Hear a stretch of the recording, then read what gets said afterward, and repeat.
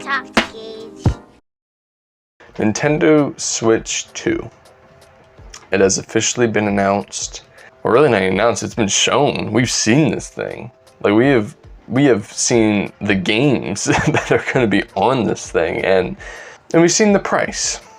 Okay, look, so I kind of want to put my 2 cents out there on this console, the next generation Nintendo, because, you know, I'm really interested in it. I'm really passionate about it, and I just wanted to talk about it for a little bit. I want to start with the positives. I think the games look incredible. I think it's amazing that this console is going to be way more stronger than I even thought it was going to be, and I had a good feeling it was going to be 4K. But 4K 60 frames on Metroid Prime 4 is crazy. I think that's actually very impressive and cool. And so I'm genuinely super pumped. I'm super excited about that. I think this is going to be one of the coolest, maybe even the best generation of Nintendo exclusive games.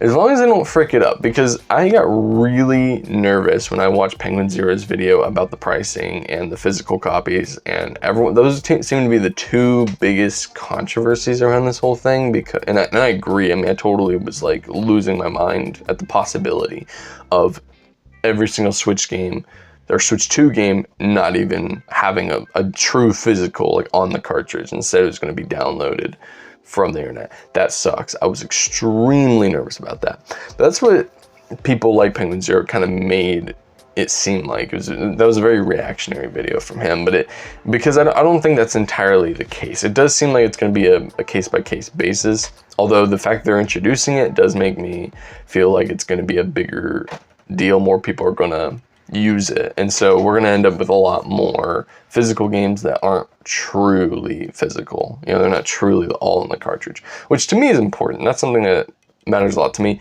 I literally have avoided buying the Metal Gear Solid collection that's on Switch because of this thing, because of it's a download. And you download all the games when you put the cartridge in.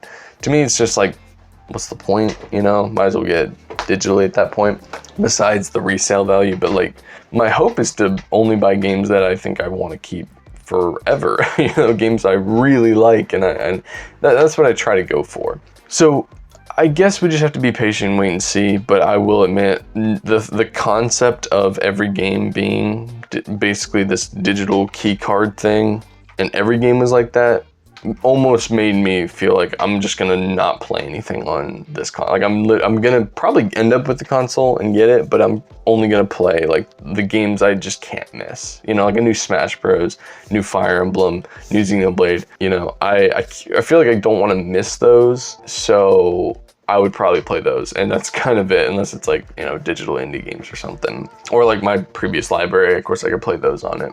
And then GameCube. All right, that's a huge positive. I lost my mind in GameCube. To me, that was the biggest thing, most exciting, because that is to me the biggest value proposition. Once they add more games, especially because at launch it was like F-Zero, GX, Wind Waker. Those are probably really good games, and that alone is worth $50. But if they're not increasing the price for $50, even if they did, even if it was 60 or 70, I mean, that's a lot. Hopefully it won't go up that high, but even it's undeniable the value there, because games like Fire Emblem Path of Radiance, which I am so excited that I'm gonna finally get to play that. To me, that was almost enough to get me there at launch, if it was there at launch, because I'm gonna wait until they add that.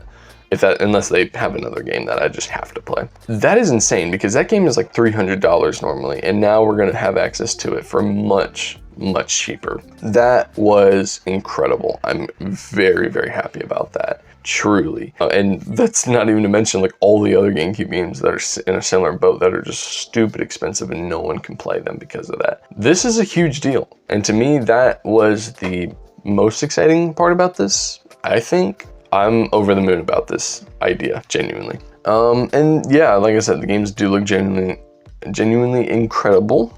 And the concept of playing Xenoblade X at 120 or 60 FPS sounds really cool to me. You know, that idea of playing older games and they run better is very cool. I think the console is very exceeded my expectations. I was very impressed with what we saw. We'll just have to wait and see if it's all it's cracked up to be in some other ways, you know, especially with the physical games. You know, it's something that's very important to me. I do think the pricing is kind of crap, you know. I mean, 70, I'm not even a huge fan of that. Never been a fan of that. But I can somewhat accept it. But come on, Mario Kart being 80 just currently is unacceptable. And I think the price of the console itself is, I was hoping for a clean $399. And look, I get it. You know, it's probably because of the American tariff situation currently. But I feel like Nintendo should have just like, they should have been eating the cost. I feel like that's what Satoru Iwata would have done. Eat the cost, and then the consumer can get into the console at a much cheaper price point, or at least a little cheaper, just something, and then just make money on the back end. I mean, that's what every other console pretty much ever has tried to do, you know, just get people in the door, take a loss on the console, and then make up the money in the back end. And clearly they are, because, you know, if these games sell at $70 or $80, they're gonna make the money back. So to me, I feel like it's a pretty big blunder from Nintendo. Some people aren't that upset about the price. I mean, based on what it is, I mean, it probably should be more expensive, but I just think that it would have been nice to bring the price down and kind of bring that burden off of the consumer a little bit. So yeah, for me, it all comes down to, I guess, like the new exclusive games, the thing I can only play on it if Fire Emblem Path Radiance comes out on the NSO. That's going to be quite tempting, I will be honest, but my current plan is to kind of just wait, see what happens. I don't see a point in jumping in day one as it is, but we'll see what happens. See what happens. Maybe we'll get a 3DS like situation where price goes down 6 months after release. That'd be really nice. But yeah, that's kind of my 2 cents on the console. Just wanted to like talk about it, share my thoughts, and express them to you guys. What do you all think? Excited about the console? You're not? What was the best part about the console to you, and what's the worst part about the console to you? You'll have to let me know down below. But with all that being said, I'll see you on the next video. God bless.